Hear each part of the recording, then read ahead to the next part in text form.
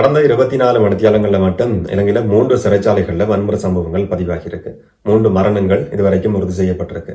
50க்கும் அதிகமான கைதிகள் காயமடைஞ்சு வைத்தியசாலைகள்ல அனுமதிக்கப்பட்டிருக்கிறாங்க. சில சிறைச்சாலைகள்ல இருந்து இந்த சம்பவங்கள் பதிவாகி இருக்கிற சிறைச்சாலைகள்ல இருந்து வேற சிறைச்சாலைகளுக்கு கைதிகள் மாற்றப்பட்டிருக்கிற சம்பவங்களும் உறுதி செய்யப்பட்டிருக்கு. இது 5வது சம்பவம். இது வரைக்கும் ஒரு குறிப்பிட்ட காலகட்டத்துக்குள்ள பதிவாகி இருக்கிற 5 சம்பவங்கள் சம்பந்தமான செய்திகளை இன்னைக்கு நாங்க கேள்விப்படுறோம். நீர்கொழும்பு சிறைச்சாலையில் ஆரம்பிச்சது நீர்கொழும்பு பல்லன்சேன பிரதேசத்தில் இருக்கிற இளம் குற்றவாளிகள் தடுத்து வைக்கப்பட்டிருக்கிற சந்தேக நபர்களும் தடுத்து வைக்கப்பட்டிருக்கிற சீர்திருத்த மத்திய நிலையம் ஒரு சிறைச்சாலை அந்த இடத்துல இன்னைக்கு முடிவடைஞ்சிருக்கு. நாளைக்கு இந்த சிறைச்சாலைன்ற கேள்விதான் எல்லார் மத்தியிலையும் இருக்கு. இந்த மாதிரியான சம்பவம் பதிவாகிற நேரத்துல எல்லாருக்கும் சாதாரணமா நியாயமா ஏற்படுற ஒரு கேள்வி என்னன்னு சொன்னா, இதுக்கு பின்னால இருக்கிற சதி என்ன, எப்படியான ஒரு சூழ்ச்சி காரணமா இந்த மாதிரியான தொடர்ச்சியான சம்பவங்கள் பதிவாகி கொண்டிருக்கின்றதான் எல்லாருக்கும் நியாயம் ஏற்படக்கூடிய ஒரு சந்தேகம். இன்றைக்கு பொதுமக்கள் பாதுகாப்பு அமைச்சர் ஆனந்த விஜயபாலவும் பாராளுமன்றத்தில் உரையாற்றும் போது தொடர்ச்சி அந்த மாதிரியான சம்பவங்கள் நடந்து கொண்டிருக்கு, இதுக்கு பின்னால் ஒரு சதி இருக்கலாமா என்ற சந்தேகத்தின் அடிப்படையிலையும் விசாரணைகள் நடத்தப்படும் என்ற மாதிரி உரையாற்றி இருக்கிறாரு.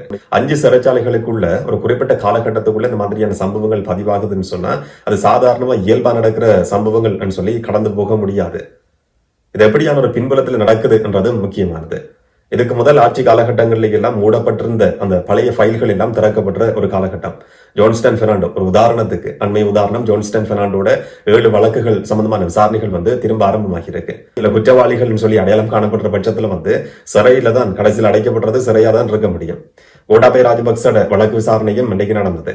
யாழ்ப்பாணத்துக்கு பாதுகாப்பு காரணத்துக்காக போக முடியாதுன்னு சொல்லி இருந்தார். அதனால செப்டம்பர் 29ஆம் தேதி கொழும்பு கோட்டையில இருக்கிற பிரதான நீதிமன்றத்துக்கு போய் ஆன்லைன் மூலமா நீங்க முன்னிலையாக முடியும் சொல்லி இன்னைக்கு உத்தரவு பிறப்பிக்கப்பட்டிருக்கு.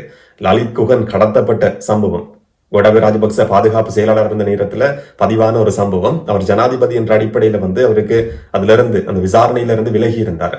சிறப்புரிமை இருந்தது, எப்படியுமே ஜனாதிபதி என்ற அடிப்படையில விசாரிக்க முடியாது. இதையும் தாண்டி கடந்த காலங்களில் இந்த விசாரணைகள் அப்படியே சாத்தியப்படாது. இப்ப திரும்ப கோட்டாபய ராஜபக்ச நேரடியா முன்னிலையாக முடியாதுன்னு சொன்னாலும் ஆன்லைன்ல முன்னிலையாக சொல்லி இன்னைக்கு நீதிமன்றம் ஒரு உத்தரவை பிறப்பிச்சிருக்கு. இவரும் குற்றவாளி சொல்லி நீதிமன்றம் தீர்ப்பு கொடுக்கிற பட்சத்துல மற்ற நபர்கள் மாதிரி சிறைக்குள்ளதான் போக வேண்டி இருக்கு. இப்ப கடைசியில் இந்த சம்பவங்கள்ல சில வழக்குகள்ல சிலர் விசாரணைக்கு பிறகு விடுதலை பெற்று வெளியில போக முடியும். சிலர் இப்ப அண்மைய நாட்கள கொடுக்கப்பட்ட தீர்ப்புகளை பொறுத்த வரைக்கும் பல சம்பவங்கள் பல அரசியல்வாதிகள் அடுத்தடுத்து உள்ள போய் கொண்டிருக்கிறத பாக்குறோம். நீதிமன்ற வழக்கு விசாரணைகள் துரிதப்படுத்தப்படணும்ன்றதுக்கான தீவிரமான முயற்சிகள் முன்னெடுக்கப்பட்டு வருது. இன்னைக்கு அரசியலமைப்பு திருத்தத்துக்கான வர்த்தமானி அறிவித்தல் வெளியிடப்பட்டிருந்தது. 22வது அரசியலமைப்பு திருத்தம், நீதிமன்றங்களினுடைய விஸ்தரிப்பு, மேல் நீதிமன்றம் 110 இருந்து 120 அதிகரிக்கப்பட இருக்கு. மேன்முறையீட்டு நீதிமன்றத்தை பிராந்திய ரீதியில கொண்டு போறதுக்கான திட்டம் அரசாங்கத்தால முன்மொழியப்பட்டிருக்கு. உயர் நீதிமன்றம் உச்ச நீதிமன்றத்தினுடைய நீதியரசர்களோட ஓய்வு பெற வயதில்ல, மேன்முறையீட்டு நீதிமன்றத்தினுடைய நீதியரசர்களோட ஓய்வு பெற வயதில்லை அதிகரிக்கிறது. ஒட்டுமொத்தமா நீதவான் நீதிமன்றங்கள்ல இருந்து சுப்ரீம் கோர்ட் வரைக்கும் எல்லாருடைய வயதிலையும் அதிகரிக்கிறதுக்கான சட்டமூலம் இன்னைக்கு அரசியலமைப்புல வெளியிடப்பட்டிருக்கு, வர்த்தமானில வெளியிடப்பட்டிருக்கு. அதுக்கான காரணம் என்னன்னு சொன்னா நீதிமன்ற வழக்கு விசாரணைகள் தேங்கி கிடக்கு, இதை விரைவா முடிக்கணும் என்றது. விரைவா இந்த விசாரணைகள் முடிக்கப்பட்ட பட்சத்துல பெரும்பாலானவர்கள் சிறைக்குள்ள போக வேண்டியிருக்கும். குற்றவாளிகள் சொல்லி அடையாளப்படுத்தப்பட்டவர்கள் சிறைக்குள்ள போக வேண்டியிருக்கும். அப்படியான ஒரு பின்புலத்துலதான் இந்த சம்பவங்கள், சிறைகளுக்குள்ள வன்முறைகள் பதிவாகி கொண்டிருக்கு. சிறைக்குள்ள பாதுகாப்பு கிடையாது என்ற மாதிரியான சம்பவங்கள் நடக்கிறதும் இந்த மாதிரியான காலகட்டத்துல பார்க்கிற நேரத்துல ஒரு நியாயமான சந்தேகம் இருக்கு. பொதுவா நான் இந்த கன்ஸ்பிரசி தியரி சதி கோட்பாடுகளை நம்புற ஒரு ஆள் கிடையாது. ஆனாலும் இன்றைய பொதுமக்கள் பாதுகாப்பு அமைச்சர் ஆனந்த விஜயபாலவும் அதுதான் சொல்லி இருக்கிறார், ஒரு சதி இருக்கலாம் சொல்லி. என்ன சொன்னா குறிப்பிட்ட காலகட்டத்துக்குள்ள அடுத்தடுத்து 5 சம்பவங்கள் பதிவாகுதுன்னு சொன்னா அது சாதாரணமா கடந்து போக முடியாது. இன்னைக்கு ஐக்கிய தேசிய கட்சி வெளியிட்டிருக்கிற அறிக்கையும் அதை தான் வெளிப்படுத்துது. ஐக்கிய தேசிய கட்சியினுடைய அறிக்கையில சொல்லப்படுது, அகில விராஜ் காரியவசம் மெகசின் சிறையில தான் தடுத்து வைக்கப்பட்டிருக்கிறார். 18ஆம் தேதி வரைக்கும் விளக்கு மறியல் மெகசின் சிறைக்குள்ள இருக்கிறார். அவருடைய பாதுகாப்பு உறுதிப்படுத்தப்படணும் சொல்லி ஐக்கிய தேசிய கட்சியினுடைய ஒரு அறிக்கை இன்னைக்கு வெளியாகுது. அந்த கட்சியினுடைய பொதுச் செயலாளர் தலதாத்துக்கு ஒரு சைன் பண்ணி இந்த ரிலீஸை ஊடகங்களுக்கு அனுப்பி வச்சிருக்காங்க. அதுல சொல்லப்பட்டிருக்கு அவருடைய பாதுகாப்பு உறுதிப்படுத்தப்படணும். சிறை அதிகாரிகளோட ஐக்கிய தேசிய கட்சி ஒரு பேச்சுவார்த்தையை எதிர்பார்க்குது என்ற மாதிரி கோரப்பட்டிருக்கு. அவரும் 10/11 ஒரு விளக்கமறியல் கைதி, முன்னாள் அமைச்சர் என்றதுக்கு குற்றச்சாட்டுல கைது செய்யப்பட்டு நீதிமன்ற உத்தரவுக்கமே தடுத்து வைக்கப்பட்டிருக்கிற ஒரு நபர், அவருடைய பாதுகாப்பு மட்டும் உறுதிப்படுத்தப்படணும் என்ற மாதிரி அந்த அறிக்கையில சொல்லப்பட்டிருக்கு. எல்லாருடைய பாதுகாப்பும் உறுதிப்படுத்தப்படணும், அது யாரா இருந்தாலும். ஆனா அந்த அறிக்கை சொல்ல வர விஷயம் என்னன்னு சொன்னா, அகில விராஜ் காரியவசம் அந்த இடத்துல இருக்கிறார், அவருடைய பாதுகாப்பு உறுதிப்படுத்தப்படணும் சொல்லி வெளிப்படையா சொல்லப்பட்டதுக்கு அதனுடைய மறைமுகமான அர்த்தம் சிறைகளுக்குள்ள இருக்கிற அரசியல்வாதிகளுக்கு பாதுகாப்பு கிடையாது என்று சொல்றதுதான் ஐக்கிய தேசிய கட்சியினுடைய உள்நோக்கமா என்ற மாதிரியும் இந்த ரிப்போர்ட்டை வந்து பார்க்க வேண்டி இருக்கு. மெகசின் சிறைக்குள்ள நேற்றிரவு ஒரு சம்பவம் பதிவாகுது. ஒரு மரணம், 10 பேர் காயமடைகிறாங்க, வைத்தியசாலையில் அனுமதிக்கப்படுறாங்க. 2 கைதிகளுக்கு இடையில பதிவாகி இருக்கிற ஒரு மோதல் சம்பவம் சொல்லப்படுது.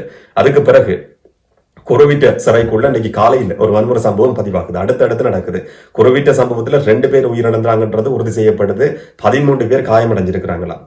அதுவும் 2 தரப்பு கைதிகளுக்கு இடையில பதிவாகி இருக்கிற ஒரு மோதல் சம்பவம் சொல்லப்படுது. அதுக்கு பிறகு நீர்கொழும்பு பல்லன்சேன பிரதேசத்தில் இருக்கிற இளம் குற்றவாளிகள் தடுத்து வைக்கப்பட்டிருக்கிற சீர்திருத்த சிறைச்சாலை மத்திய நிலையத்துல வந்து ஒரு வன்முறை சம்பவம் பதிவாகுது. இது மற்ற சம்பவங்கள் மாதிரி 2 தரப்பு கைதிகள் மோதி கொண்டது கிடையாது. ஆரம்பத்தில் இந்த போராட்டத்துக்கான காரணமா சொல்லப்படுறது என்று சொன்னா, அரச ரசாயன பகுப்பாய்வு அறிக்கை வந்து கிடைக்கிறது தாமதமாகுது. அந்த அறிக்கை கிடைச்சாதான் எவ்வளவு கைப்பற்றப்பட்டிருக்கிற உண்மையான போதைப் பொருளோட அளவுன்றது தெரிய வரும். அதுக்கு பிறகுதான் பிணை கொடுக்கப்பட்டதா இல்லையா என்றதை பற்றி நீதிமன்றம் தீர்மானிக்கும். அரச ரசாயன பகுப்பாய்வு தாமதமாகிறது. அதுக்கான காரணம் நீண்ட காலமா நாங்க சிறைகளுக்குள்ள இருந்து கொண்டிருக்கிறோம் சொல்லிதான் அந்த சிறைக்குள்ள வந்து கைதிகள் போராட்டத்தில் ஈடுபட்டிருக்கிறாங்க சொல்லி இன்னைக்கு செய்திகள்ல பார்க்க முடிஞ்சது. அந்த இடத்துல இருந்து கைதிகள் தப்பி ஓடுறதுக்கு முயற்சி எடுத்த வீடியோஸ், போட்டோஸ் வரைக்கும் வெளிவந்திருக்கு. சிறைகளுக்குள்ள இந்த நீர்கொழும்பு சம்பவத்துக்கு பிறகு, ஏற்கனவே பதிவான சம்பவத்துக்கு பிறகு அங்கிருந்த எல்லா சிறைகளுக்கும் பாதுகாப்பு பலப்படுத்தப்பட்டிருக்கு. கற்கள் வரைக்கும் அகற்றப்பட்டிருக்கு. சமையல் அறைக்குள்ள இருந்த கத்திகள், துப்பாக்கிகள் எல்லாமே ஆயுத களஞ்சியத்துல இருந்த துப்பாக்கிகள் வரைக்கும் அகற்றப்பட்டிருக்கின்ற மாதிரி சொல்லப்பட்டிருந்தது.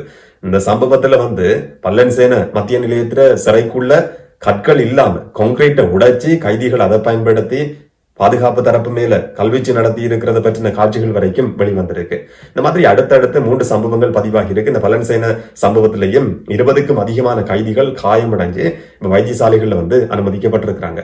எப்படி அடுத்தடுத்து சிறைகளுக்குள்ள இந்த மாதிரி மோதல் சம்பவங்கள், வன்முறைகள் பதிவாகலாம். இதுவரைக்கும் நெருக்கடி இருந்தது. இப்ப புதுசா நெருக்கடி என்ற ஒரு காரணத்தை வந்து சொல்ல முடியாது. அப்ப அமைச்சர் சொல்ற மாதிரி இதுக்கு பின்னால் இருக்கிற அந்த சதி என்ன என்ற ஒரு நியாயமான சந்தேகம் வந்து எல்லாருக்கும் இருக்கு. எதிர்கட்சி தலைவர் சஜித் பிரேமதாச சொல்றாரு, இது வந்து தேசிய பாதுகாப்போட சம்பந்தப்பட்டிருக்கிற ஒரு விஷயம். அரசாங்கம் இதை விட இன்னும் கவனமா செயற்படணும் சொல்லி சஜித் வந்து ஒரு ஆலோசனையை அரசாங்கத்துக்கு சொல்லியிருந்ததையும் பார்க்க முடிஞ்சது. ஆனா அமைச்சர் சொல்லி இருக்கிறார், இதுக்கும் தேசிய பாதுகாப்புக்கும் இடையில எந்த விதமான சம்பந்தமும் கிடையாது, இதை கட்டுப்படுத்துறதுக்கு அரசாங்கம் நடவடிக்கை எடுத்துக்கொண்டிருக்கின்ற மாதிரி பதில் சொல்லப்பட்டிருந்தது. இந்நேரம் இந்த மாதிரியான பிரச்சனைகளுக்கு மத்தியில ஜனாதிபதி அனுரகுமார் திசாநாயக்க தலைமையில இன்னைக்கு ஒரு அவசரமான கூட்டம் நடத்தப்பட்டிருக்கு. இந்த கூட்டத்துல போலீஸ் மாதிபர் பிரியந்த வீரசூரிய, பொதுமக்கள் பாதுகாப்பு அமைச்சர் ஆனந்த விஜயபால, நீதி அமைச்சர் ஹர்ஷன நாணயக்கார, சிறை அதிகாரிகள் சொல்லி நிறைய பேர் கலந்து கொண்டிருக்கிறாங்க. இந்த மாதிரியான சம்பவங்கள் இனியும் நடக்கக்கூடாது என்ற அடிப்படையில் ஒரு முக்கியமான தீர்மானம் எடுக்கப்பட்டிருக்கு. சிறை அதிகாரிகள், போலீஸ், விசேட அதிரடிப்படை, STF, தேவைப்படுற பட்சத்துல ராணுவம் எல்லாரையும் ஒன்றிணைச்சு ஒரு கூட்டு திட்டம் தயாரிக்கப்பட்டிருக்கான். எதிர்காலத்தில் இந்த மாதிரி நடக்கக்கூடாது, அதை எப்படி தடுக்கிறதுன்றதுக்காக இந்த திட்டம் தயாரிக்கப்பட்டிருக்கிறதா சொல்லப்படுது. இதுக்கு முதல்லையே அதை நடைமுறைப்படுத்தி இருக்க முடியும். இப்பயாவது அந்த தீர்மானம் அரசாங்கத்தால் எடுக்கப்பட்டிருக்கு. இந்த நேரம் நீதி அமைச்சர் ஹர்ஷன நாணயக்கார வந்து ஒரு வீடியோவை வெளியிட்டு கைதிகள்கிட்டையும் கைதிகளோட உறவினர்கள்ட்டையும் ஒரு வேண்டுகோளை முன் வச்சிருக்கிறாரு. சில கைதிகளை வந்து தூண்டி விடுறாங்க, தங்களுடைய உள்நோக்கத்தின் அடிப்படையில தூண்டி விடுற மாதிரியான சம்பவங்கள் பதிவாகி இருக்கு. சிலர் வந்து சந்தேக நபர்களா தடுத்து வைக்கப்பட்டிருக்கிற நபர்கள். ஆனா தூண்டி விடுற ஆட்கள்ட சதிக்குள்ள சிக்கி கொண்டா வேற வழக்கு விசாரணைகளை எதிர்நோக்க வேண்டி இருக்கும். நீர்கொழும்பு சம்பவத்தை பொறுத்த வரைக்கும் ஏற்கனவே 38 கைதிகள் சந்தேக நபர்களா பெயரிடப்பட்டிருக்கிறாங்க. இன்றைக்கு நீதிமன்றத்துல நீர்கொழும்பு சம்பவம் சம்பந்தமா ஒரு வழக்கு விசாரணை நடத்தப்பட்டிருக்கு. மேலதிகமா 24 கைதிகள் சந்தேக நபர்களா பெயரிடப்படணும் சொல்லி அனுமதி கேட்கப்பட்டிருக்கு. சிஐடி கேட்ட அனுமதிக்கு நீர்கொழும்பு நீதிமன்றம் அனுமதி கொடுத்திருக்கு. இந்த விசாரணை தொடர்ச்சியா சிஐடியால நடந்து கொண்டிருக்கு. இதுல இன்னும் சில சந்தேக நபர்கள் அடையாளம் காணப்படலாம் சொல்லி எதிர்பார்க்கப்படுது. எல்லாருமே சிறைக்குள்ள இருந்த கைதிகள், வேற குற்றச்சாட்டை நிரூபிக்கப்பட்டவர்கள் கிடையாது. ஒட்டுமொத்தமா எல்லாருமே சந்தேக நபர்கள் என்ற அடிப்படையில் உள்ள போனவர்கள் கூட வேற யாராலேயோ தூண்டப்பட்டு இப்ப வேற வழக்கு விசாரணைகளை எதிர்நோக்கி கொண்டு இருக்கிறாங்க. இன்னைக்கு அந்த வழக்கு விசாரிக்கப்பட்ட சந்தர்ப்பத்துல வந்து 21ஆம் தேதி இந்த கைதிகளுக்கான அடையாள அணிவகுப்பு நடத்தப்படும் சொல்லி இன்னைக்கு நீதிமன்றம் அனுமதி கொடுத்திருக்கு. இந்த மாதிரியான சம்பவங்களை பார்க்கிற நேரத்துல மற்ற கைதிகள் இந்த சதி வலைக்குள்ள சிக்கிக் கொள்ள கூடாது சொல்லி நீதியமைச்சர் ஹர்ஷன நாணயக்கார வந்து கைதிகள்கிட்டையும் கைதிகளோட உறவினர்கள்ட்டையும் ஒரு வேண்டுகோளை முன் வச்சிருக்கிறதையும் பார்க்க முடியுது. ஒட்டுமொத்தமா இந்த மாதிரியான சம்பவங்கள் அடுத்தடுத்து பதிவாகிறத பொறுத்த வரைக்கும் இதுக்கு பின்னால் இருக்கிற சதி என்ன என்ற ஒரு கேள்வியும் சந்தேகம் தான் எல்லார் மத்தியிலையும் இருக்கு. இதுக்கு முதலையும் சிறைக்குள்ள நெருக்கடி இருந்தது. இப்ப உருவாகி இருக்கிற நெருக்கடி கிடையாது. நெருக்கடி தான் இதுக்கான காரணம் சொல்றது வந்து ஏற்றுக்கொள்ள முடியாது. அப்படியா இருந்தாலும் கடைசியில வந்து சிறை கைதிகளுக்கான பாதுகாப்பை உறுதிப்படுத்த வேண்டியது அரசாங்கத்தினுடைய கடமை. இன்னைக்கு சிறை கைதிகளை பாதுகாக்கிற அமைப்பு ஐக்கிய நாடுகள் சபையில இலங்கையில் இருக்கிற ஆபீஸ்ல போய் ஒரு முறைப்பாடை பதிவு செய்திருக்கு. சிறை கைதிகளினுடைய பாதுகாப்பு உறுதிப்படுத்தப்படணும் சொல்லி ஐக்கிய நாடுகள் சபையில ஒரு முறைப்பாடு பதிவு செய்யப்பட்டிருக்கு. எல்லாருடைய கோரிக்கையும் அதுதான். அரசாங்கம் இதுக்கு பின்னால சாதி இருக்கு, இதுக்கு பின்னால வேற ஒரு கை இருக்குன்ற மாதிரி நிறைய காரணங்களை சொல்ல முடியும். கடைசியில அதிகாரத்துல இருக்கிறது தேசிய மக்கள் சக்தி அரசாங்கம். எல்லாத்தையும் கட்டுப்பாட்டுக்குள்ள வச்சிருக்கிற ஒரு தரப்பு என்ற அடிப்படையில சிறை கைதிகள் இந்த பாதுகாப்பு உறுதிப்படுத்தப்படுறது, சிறைக்குள்ள நடக்கிற சம்பவங்களை தடுக்க வேண்டியது அரசாங்கத்தினுடைய கடமை. இந்த சம்பவங்கள் நீர்கொழும்பு சம்பவத்தோட ஒப்புற நேரத்துல ஓரளவுக்கு கட்டுப்பாட்டுக்குள்ள கொண்டு வரப்பட்டிருக்கு என்ற மாதிரி தான் பார்க்க வேண்டியிருக்கு. பெரிய அசம்பாவிதங்கள் நடக்காம கட்டுப்படுத்தப்பட்டிருக்கு. அந்த அடிப்படையில பாதுகாப்பு தரப்புக்கும் அரசாங்கத்துக்கும் பாராட்டுகளை சொல்ல முடியும். எதிர்வரும் நாட்கள்ல இந்த மாதிரியான சம்பவங்கள் நடக்கக்கூடாதுன்றதுதான் எல்லாருடைய எதிர்பார்ப்பும் நடக்கும் என்றதை நாங்க பொறுத்திருந்து பார்க்கலாம். அதை பற்றி நீங்க என்ன நினைக்கிறீங்கன்றதை கமெண்ட்ல சொல்லுங்க. நாளைக்கு நாங்க வழக்கம் போல இன்னும் ஒரு வீடியோல சந்திக்கலாம்.